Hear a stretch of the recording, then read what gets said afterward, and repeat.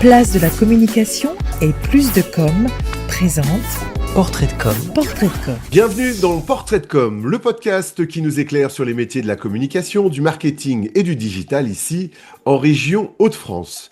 Je me réjouis d'accueillir le responsable communication de Habitat Hauts-de-France. C'est ça le titre, Nicolas Dallouin ?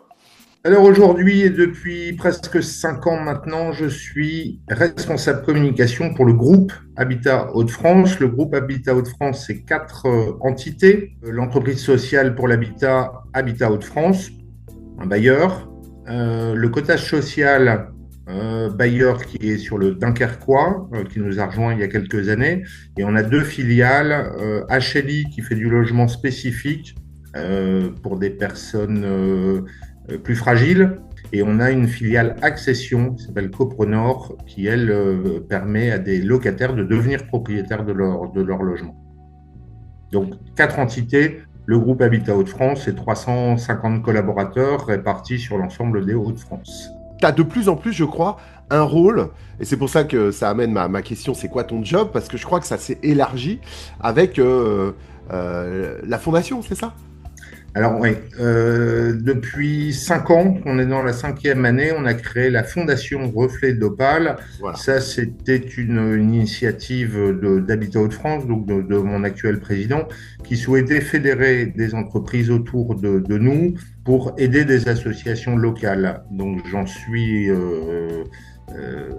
Alors, je suis bénévole, mais je m'occupe en effet de la communication pour cette fondation qui récolte un budget de 100 000 euros à peu près par an et qui leur diffuse dans des associations locales, ce pour faciliter l'habiter de personnes qui sont peut-être plus éloignées d'un habitat décent.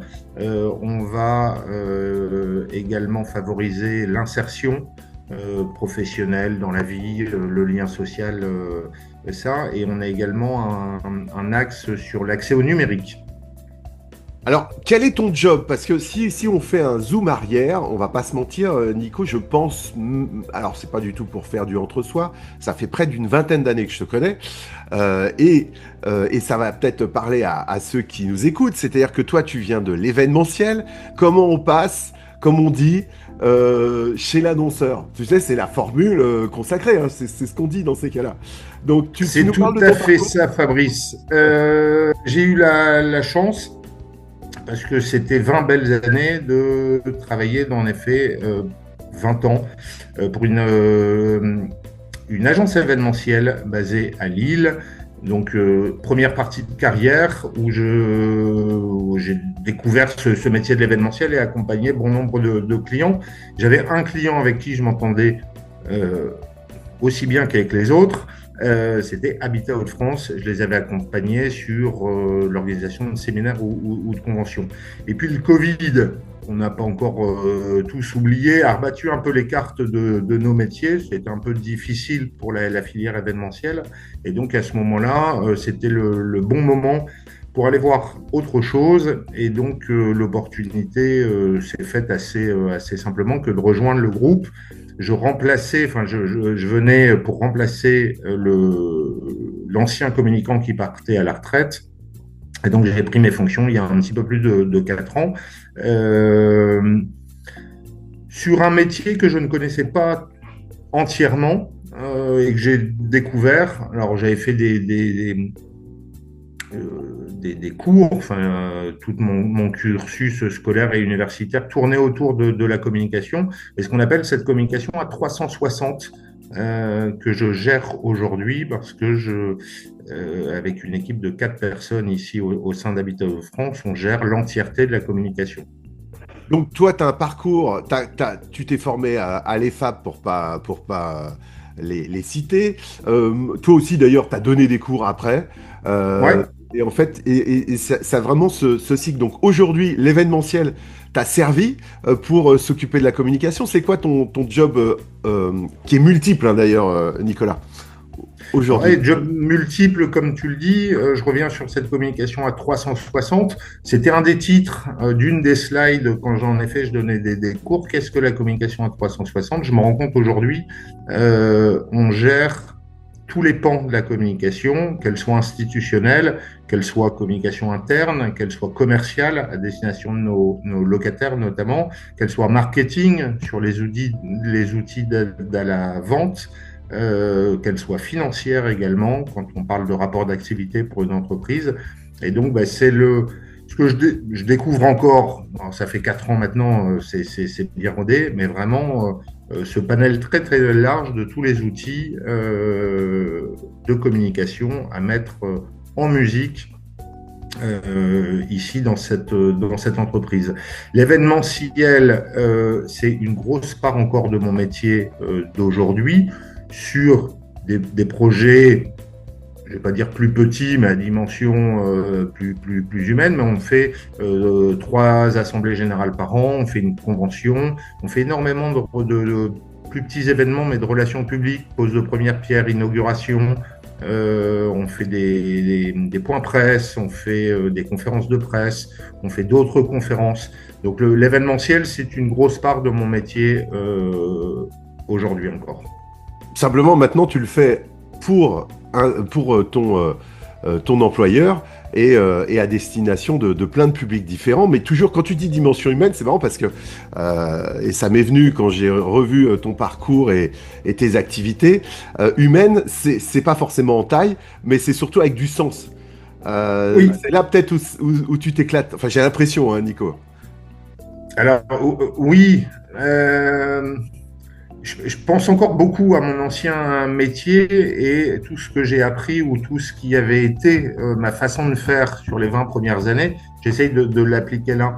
La dimension est différente. Alors, quand même le sens du service, que ce soit un public interne, je peux penser à mon DRH, je peux penser à mon directeur financier, ont des demandes en termes de communication.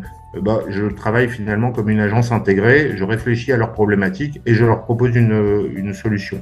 Je dis je, mais je parle de l'équipe, j'ai 4 personnes autour de moi. Donc ça, c'est intéressant. Beaucoup de clients internes et puis les clients externes, que sont les parties prenantes, que sont les locataires, que sont les associations, ou enfin, allez, l'ensemble des parties prenantes. Donc ça, c'est intéressant. Du sens, oui. Quand on fait sa petite cuisine, on l'a fait pour ses collaborateurs, pour un public qu'on connaît a priori davantage qu'un client, allez, lambda, qui nous avait fait un brief et que l'on accompagne sur un one-shot. Là, il y a une sorte de continuité. Donc, il y a une difficulté que j'avais mesurée, mais pas autant, c'est le fait de devoir se renouveler. Parce que je mets toute mon énergie sur un événement, il se passe bien, et qu'est-ce que je fais l'année d'après sur le même événement? Il faut le faire évoluer, il faut bouger les lignes, il faut essayer de creuser un peu pour chatouiller, pour aller un petit peu plus loin, pour se renouveler tout simplement. Et alors, c'est quoi les qualités pour exercer ton job? Je ne vais pas être très original, je pense qu'il y a d'abord l'écoute. On parle d'écoute active, donc j'écoute avec mes oreilles, mais j'écoute aussi entre guillemets avec mes yeux. Je regarde ce qui se passe, je suis dans les bureaux de mes homologues pour essayer de sentir et de sentir là où on peut mettre le curseur. Eux ne vont pas forcément le lire, c'est à nous de le sentir. C'est de la créativité, toujours, tout le temps. Alors c'est pas de la créativité débridée. On est dans l'entreprise sociale pour l'habitat, on fait de belles choses, mais voilà, c'est pas une créativité artistique débordante. Cependant, se renouveler, je l'ai dit tout à l'heure, imaginer le support qui va faire la différence, imaginer une façon de communiquer qui va faire la différence, pour pas finalement reproduire des modèles qui pourraient s'essouffler, mais toujours être en progression là-dessus. Donc l'écoute, la créativité, et certains parleraient de rigueur. Je suis pas le plus rigoureux d'entre nous. Moi, je parle d'organisation. Il faut prévoir, s'organiser, prendre les devants, parce qu'on a beaucoup d'échéances comme ça qui rythment l'année. Donc, faut pas qu'une première échéance nous mette à mal sur une suivante. faut avoir une vision d'ensemble de ce qu'il convient de faire et donc de le faire en respectant des échéances. Donc l'organisation, je dirais. Quitte à toi être partie prenante des événements que tu organises. Je pense au Lillard de l'eau que vous faites en interne et en externe pour le coup. T'embarques tout le monde. Ouais, j'aimerais bien embarquer davantage encore, Ouais. mais c'est vrai que les 166 km ne sont pas à la portée de tout le monde. Ouais, bah, c'est ce qui est sympa dans l'entreprise, c'est en effet d'être un petit peu plus ancré tu parlais de la dimension humaine, mais sur la dimension humaine, on le fait plus pour un client, pour des clients, mais ces clients, ce sont nos homologues. Donc il y a un côté encore plus exaltant, je dirais, à la manœuvre. Et donc Lillard de l'eau, c'est un bon exemple. On participe depuis mon arrivée à ce fameux Lillard de l'eau. On sponsorise humblement l'événement et on a une quinzaine de coureurs collaborateurs de l'entreprise. Comment tu cultives cette créativité pour pas proposer toujours les mêmes événements tu t'inspires de ce que font d'autres, tu fais de la veille, comment tu t'y prends, Nicolas? Ouais, bien sûr, il y a de la veille. Alors les réseaux sociaux aujourd'hui nous amènent beaucoup de choses. On regarde ce que font les autres. Après, moi j'ai toujours pensé qu'il fallait, je parlais d'ouverture, je parlais d'écoute. Il faut regarder la télé, il faut regarder les magazines, il faut écouter. Samedi, j'étais sur un spectacle, j'ai pris 15 photos de la scéno et en me disant tiens, alors c'est un spectacle, c'est une comédie musicale, rien à voir, mais n'empêche que les 4 écrans, tiens, c'est pas mal, tiens, je pourrais m'en servir comme ça, etc. Donc d'essayer de créer des passerelles, de prendre quelque chose, de le mélanger à un autre et puis de le faire. Alors, à titre personnel, je cuisine beaucoup. J'aime beaucoup cuisiner et cuisiner, c'est de l'assemblage. On prend un élément, un deuxième, tiens, ça va bien matcher, tiens, et si je le fais comme ça, et normalement ça fonctionne si en plus on y met un peu de cœur. C'est super intéressant. Bah, c'est super intéressant parce que je te vois très bien avec l'expérience des événementiels passés et puis bah voilà, tester des nouvelles choses. Mais du coup, tu te remets aussi en question d'une certaine façon. Tu restes pas sur tes acquis, Nicolas. Non, et ça c'est une dimension que je n'avais pas mesurée avant de venir parce que la première année on arrive comme un chien fou, on a envie de tout changer, on a envie de hein, et en fait il faut rester très humble, on va pas tout changer d'un coup de baguette magique, ça va être long et puis il y a des habitudes qui ont été prises par l'entreprise. Si on a envie de bousculer un petit peu, il faut bousculer doucement et étape par étape, pas avoir envie de tout faire la première année. Il faut en garder sous le coude pour les années suivantes, mais ça permet de tester certains dispositifs et puis de se rendre compte qu'en fait non, c'est pas ça qu'il leur fallait. Oui, bah là je me suis écouté moi et je les ai pas écoutés eux, je les ai pas bien compris. Une fois que j'ai bien compris qui ils étaient, je dis ils, mes collaborateurs, mes clients, mes parties prenantes, ben, je vais pouvoir m'orienter et faire évoluer, faire monter la sauce différemment. Et puis, rajouter un peu d'ingrédients ici, un peu d'ingrédients là pour amener autre chose. Et force est de constater que là, depuis 4 ans, on évolue sur pas mal de domaines et que c'est sympa et qu'on voit encore la marge de progrès. Ouais, c'est ça. Tout ça en respectant l'histoire de l'entreprise et des parties prenantes. Tu vas les prendre avec toi et partager une vision plutôt que de changer leur univers, quoi. En fait, c'est ça l'idée. J'ai un président donc le grand président du groupe qui parle toujours des racines. Et en effet, c'est important. Les racines, aujourd'hui, l'entreprise a 60 ans. Elle ne peut être présente que parce qu'elle a des racines fondées. Et un jeune, je me sens encore jeune, communicant pourrait, oui, mais attends, on change, mais oui, mais on colorie différemment, on fait plein d'autres choses. Non, non, il faut vraiment savoir d'où on vient pour savoir où on doit aller. Et donc oui, tu me parlais de remise en question. J'ai eu à plusieurs reprises l'occasion de me remettre en question, de dire, OK, tes envies de communicants disruptifs ou trop innovants, ou voilà, non, on y va étape par étape. On va peut-être pouvoir les amener là, mais il faut vraiment le faire étape par étape. En parlant de l'ère du temps, il y a une des questions qu'on a intégrées dans ces portraits de com en quelques années, c'est l'utilisation de l'IA. Est-ce que toi, dans ton métier de responsable communication du groupe, tu l'utilises? À quel et pour quel usage? L'IA, bien entendu. Alors, ça fait quelques années, on a été formé, on a eu, par le biais de Place de la Com, l'occasion de participer à des formations plutôt instructives. Je pense que dans un premier temps, c'était de savoir ce qu'était l'IA, ce qu'on pouvait en faire. Et aujourd'hui, elle m'aide, alors je dirais, à deux niveaux. D'une, pour structurer de temps en temps un peu les pensées. Je peux avoir des idées. Je disais que la rigueur, c'était pas forcément, c'est pas ma tasse de thé, mais ma spécialité. Alors c'est vrai que l'IA permet de confronter des idées et de structurer des idées. Donc ça, c'est pour quelques écritures, ça fonctionne bien aussi. Si le prompt est bon, on peut gagner du temps à structurer les idées et amener comme ça un peu de contenu. Et puis l'IA, on s'en sert aussi sur des pistes plus créatives. Je l'ai essayé là dernièrement et j'étais assez bluffé du résultat. Si tu vois ces affiches un petit peu vintage, Oui. où on met en valeur un territoire, la ville du Touquet, la ville de Wimereux, où on a le nom le nom de la ville et puis le décor de la Bien ville, sûr. je me suis dit que nos bâtiments, nos immeubles pouvaient être des faire-valoir pour ces villes-là. Et donc on a pas trafiqué, on s'est servi de ces affiches-là, de ce principe d'affiche, pour mettre en valeur notre patrimoine. Patrimoine bâti. Et c'est vrai que l'IA permet d'avoir un retour assez rapide sur ça. Donc, bien sûr, on l'utilise. À côté de ça, moi, je reste persuadé que le savoir-faire graphiste d'un bon graphiste était quand même essentiel.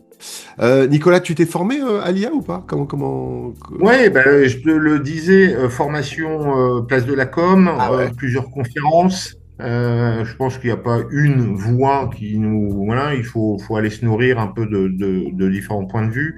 Et donc, formation via Place de la communication, formation ici en interne, on va être formé sur un outil en particulier, et puis d'essayer de regarder un peu ce qui se fait, quels sont les nouveaux outils, les nouveaux logiciels, et puis de s'essayer à tout ça. Ton rapport à Place de la Com, Nicolas, depuis quand vous avez toujours été peut-être avec le groupe Habitat Hauts-de-France? Alors, moi, anciennement, on l'a toujours été, de près de loin. Et c'est vrai que quand je suis arrivé ici, alors on est basé à Coquelles, juste à côté de Calais, mais je continue à vivre sur la métropole lilloise. Et donc finalement, c'était aussi de garder un pied sur cette métropole lilloise et ce réseau qui est plus important sur la métropole lilloise que ce qu'il peut l'être sur le Calaisis. Donc ça me permettait de garder un pied dans cet univers de communication, garder des liens aussi avec plein de gens que j'ai côtoyés, que j'ai appréciés sur mes années précédentes. Et puis ça permettait aussi de promouvoir l'activité du groupe Habitat Hauts-de-France et de bénéficier de formations, de temps d'échange, de réseaux. Voilà, ce qui est chouette. Alors même si la dynamique, et je suis le premier fautif, on voudrait, ou vous voudriez, avoir un Place de la Com un petit peu plus conséquent sur le littoral. Exactement, tu m'enlèves les mots de la bouche, ça c'est d'ailleurs apparu encore hier avec l'Assemblée Générale, c'est-à-dire étaler de plus en plus sur tout le territoire, la flanque littorale évidemment, la côte d'Opale bien sûr, et aussi un peu plus dans les terres, mais en tout cas d'avoir des ambassadeurs comme tu peux l'être évidemment sur la côte d'Opale. Mais cela est peut-être un autre sujet. Nicolas, est-ce que... Arnaud et Johan font un bon boulot pour essayer de nous fédérer. Ouais. Je pense qu'en effet, ce sont des métiers que l'on peut faire à distance, mais le fait d'être en local, on va connaître un lieu, on va connaître un prestataire, on va pouvoir se faciliter la donne et se faire se rencontrer les gens. Moi qui, encore une fois, fait 20 ans d'événementiel, le fait de se parler, de se rencontrer, c'est Oui. quelque chose auquel je crois. Eh ben, en tout cas, alors ça passera peut-être pas dans le podcast évidemment, mais tu as carte blanche, c'est pas à moi de déterminer ça, mais pour développer ces synergies sur le territoire Bien sûr. de la Côte d'Opale, Nicolas. Nicolas Dallouin, des fiertés professionnelles. Allez, avant de clore cet échange. C'est difficile quand on est humble de parler de ses fiertés. Moi, je citais le Lilas de l'eau, c'est vrai que c'est chouette, c'est toi qui as mis en place ça quand t'es arrivé, ça marche bien, de mieux en mieux. Ouais, alors bon, c'est sûr que d'arriver à Ardelot chaque année après 166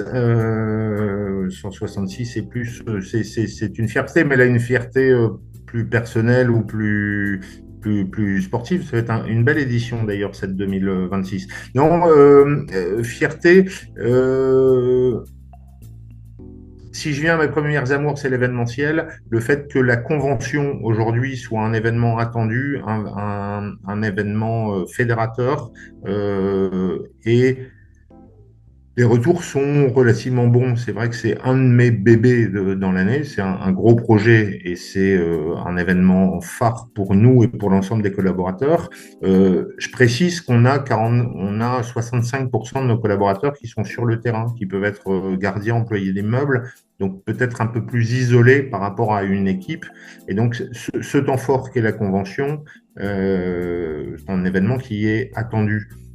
Au départ, j'avais peut-être des idées un peu préconçues de cette convention, puis on l'a affinée au fur et à mesure. Et typiquement, l'année dernière, on est arrivé vraiment sur une formule qui a plu. On a eu de belles choses. Et c'est vrai que de voir des collaborateurs, des clients souriants, enthousiastes, c'est une fierté, on peut le dire comme ça. Un conseil pour exercer ton métier ? La curiosité. Je pense qu'il faut s'intéresser aux autres pour savoir où les emmener d'un point de vue communication, être curieux de ce que font les autres, des métiers. Ici, on dit souvent qu'on a donc 350 collaborateurs, 90 métiers différents. J'avoue que j'étais bien loin d'imaginer qu'une entreprise pouvait être si dense en point de vue métier. Et donc, il faut aller à la rencontre de l'autre, essayer de creuser, de mieux les connaître sur leurs aspirations, sur leurs métiers respectifs, pour leur mettre les bons outils de communication au bon endroit, à bon escient. Merci beaucoup Nicolas Dallouin, monsieur le responsable communication du groupe Habitat Hauts-de-France.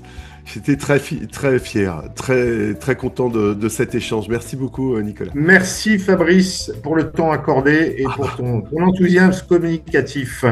Merci à vous de nous avoir suivis. On se retrouve très bientôt pour un nouveau Portrait de Com, le podcast qui nous éclaire sur les métiers de la communication, du marketing et du digital ici en région Hauts-de-France.